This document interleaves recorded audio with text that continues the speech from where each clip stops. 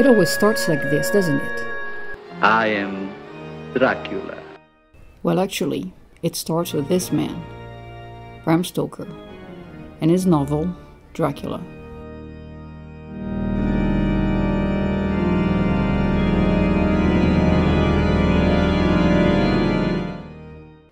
I am Dracula, and I welcome you to my house. If you look at some of the early book covers that we have, you see this old man scaling down the wall of his castle. And that's really the description of Dracula from the novel. This tall, skinny, old man with white hair, big mustache. Kind of reminds me of Mark Twain, with an aquiline nose.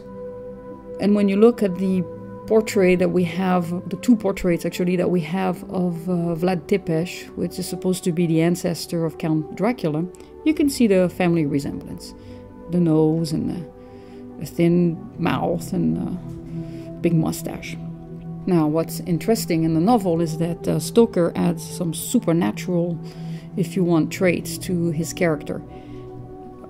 Pointy ears, very pale skin, long fingernails, hairy palms, and protruding teeth. Now, in the movies, as we're going to see, this portrayal of Dracula was slightly arranged depending on the period and the place. The earliest one is the Nosferatu of Murnau, played by Max Schreck, which is a bit frightening.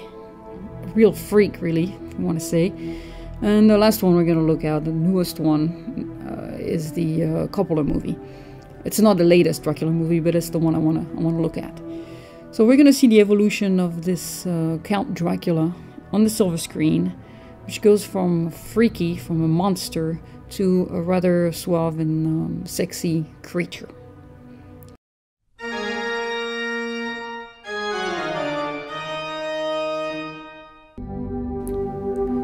Now, the first movie we're going to look at is the Murnau Nosferatu from 1922.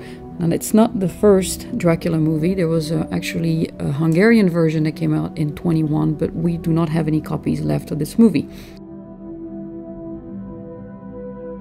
The character of Dracula is played by Max Schreck. He's not called Dracula in the movie because of the copyright infringement lawsuit that Murnau was undergoing. The name was changed to Count Orlok. But when we see how Murnau portrayed Count Orlok, we can see that it parallels Stoker's description of Dracula. Mainly the pale skin, tall, skinny, older man, the pointy ears, the long fingernails, those teeth, just not too friendly. Except Orlok is not hairy. But in this movie, Dracula, Orlok, is a freak. He's a monster. He's not friendly. He's cold. Does not interact much with human beings. He's very much of a typical monster. What's interesting in this first movie is the fact that we don't see blood. We don't see the bite. We only have this intuition of drama happening through the usage of shadows. We see his hands as coming close to the neck of the person that he's about to bite, and this instills the fear in the viewer.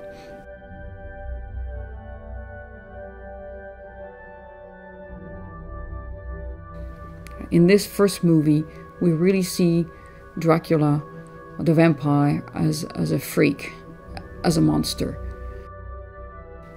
We'll see when we look at later movies how that portrayal will change, and especially as Dracula comes to Hollywood.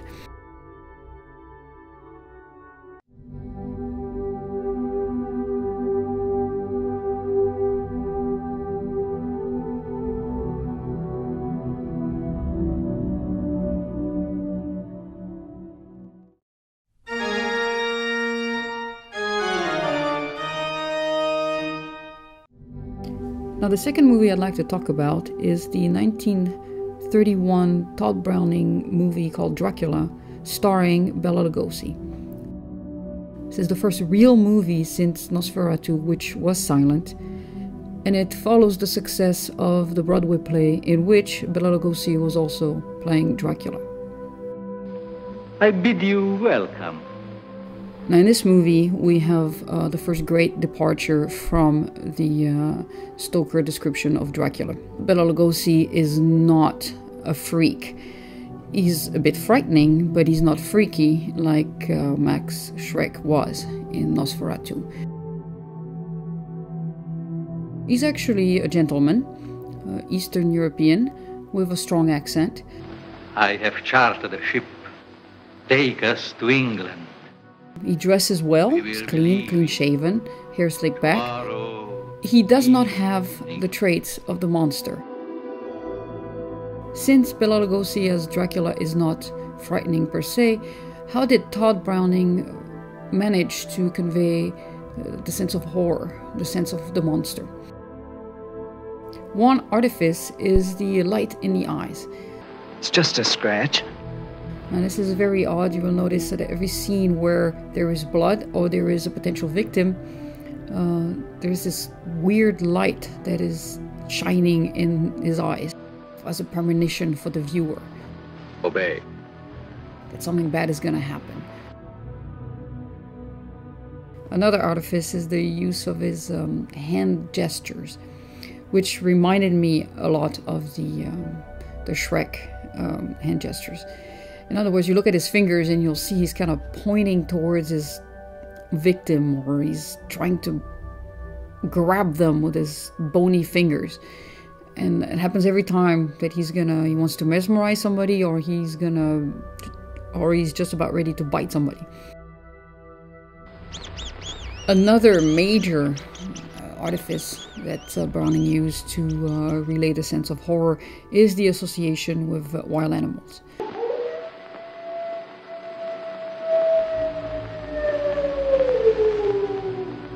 Listen to them. Children of the night. What music they make. There is a prominent use of the bat in this movie. You see the bat flying by the window or through the window right before Dracula shows up and is about ready to bite somebody. And of course there's also the use of night creatures such as rats, possums, spiders, which create a sense of fear in the viewer. Now, one element of horror which is utterly lacking from this movie is blood. We never see blood, we never see the vampire biting anybody, we actually never see his teeth, which is a prominent feature of the vampire. Now, there are several attacks in the movie. The first one is that of Renfield in Dracula's castle.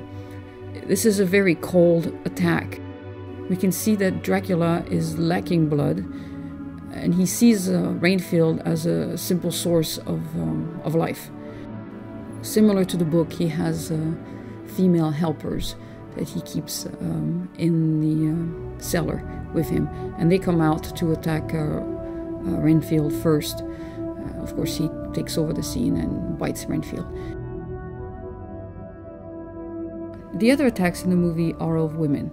There is a strange woman in the street that he attacks as soon as he gets to Great Britain, because, again, he needs blood. And then there's the attacks on Lucy and Mina. There is a sense in which he has already charmed those women at the opera. I'm Count Dracula.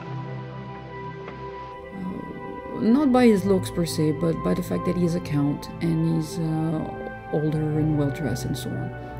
However, when he goes to attack them, we don't see the human relationship between the two. The women are asleep. It's as if they don't feel anything. We'll see that this will change in later movies with the aspect of the seduction. I am Dracula. The Dracula played by Bela Lugosi is the quintessential vampire.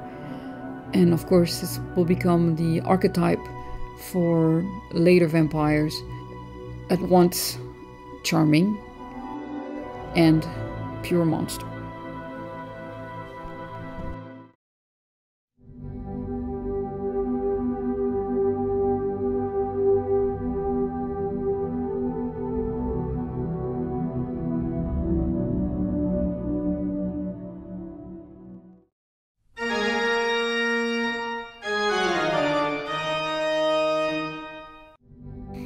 The third movie we're going to be looking at is The Horror of Dracula, starring Christopher Lee from 1958.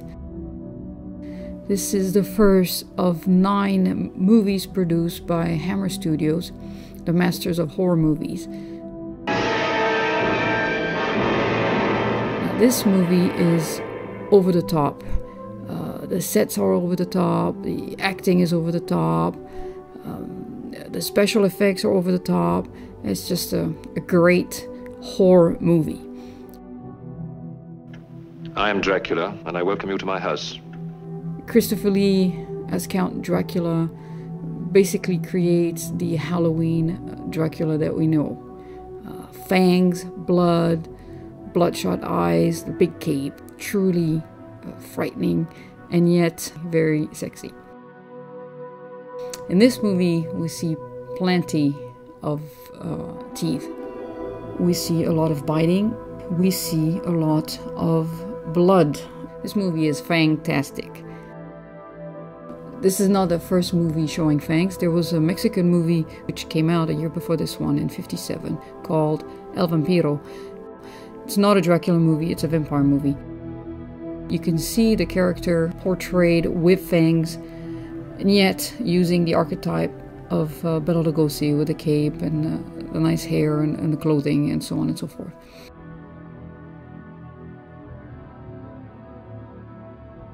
Now, one interesting aspect of this Dracula is his relationship to women. At the beginning of the movie, we encounter this woman, very voluptuous woman. You can have no idea what an evil man he is. She's been made prisoner. There's a sense in which he has mastered her mind, he subdued her, and now she is actually a vampire. It's very much of a master-slave relationship. There's not much caring and not much love. But when we get to Dracula's relationship with Mina and Lucy, this is a little bit more sensual. Of course, he's still a monster, but he has seduced them somehow. There is a sense in which they give themselves to him.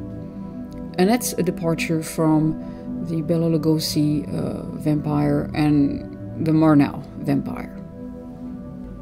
But even though there is some kind of a sensual tension, we really can't say that this particular Dracula is sexy. To get a sexy Dracula, we have to wait until the 1979 remake of the original Dracula by Universal Studios.